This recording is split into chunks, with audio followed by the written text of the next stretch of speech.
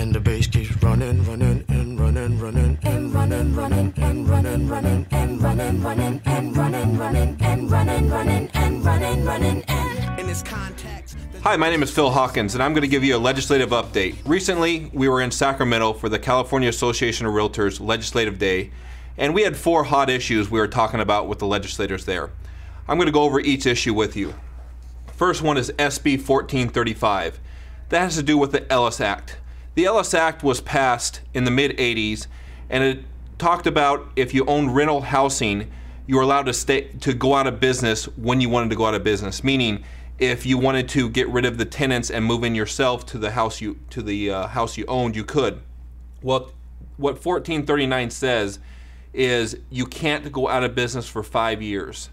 And what it means is if you purchase a home that is currently being rented and you want to move into that home as your own resident, you have to give the tenants a 5-year notice.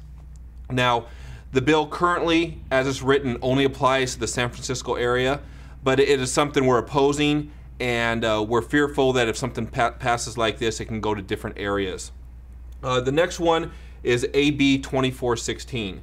That has to do with a wage lien on properties. This bill is very similar to the bill that was carried last session by Assemblywoman Bonnie Lowenthal, and we're opposing it. The reason we're opposing it is if you own a business and you have an employee that has a wage lien against you, they could lien your property, and the property could even be their home property. So we are opposing that bill. And the next bill would be AB 2039. It has to do with auction companies. Current law allows for if an auction company winds up auctioning off a short-sold home that is currently listed, the broker does have some liability for that transaction. This just clarifies it, that's saying the broker doesn't have any liability, or the agent doesn't have any liability if the house goes to auction and is auctioned off. And finally is SB 391.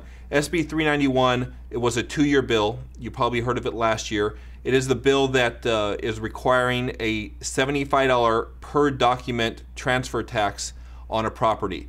And when I say per document, there's anywhere from 2 to 6 documents recorded. This bill would require an additional $75 per each document recorded.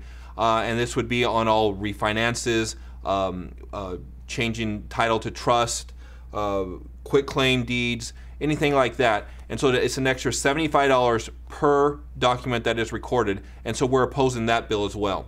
That wraps up this legislative update. These are the bills that we spoke about recently in Sacramento, and we'll keep you posted. Thank you.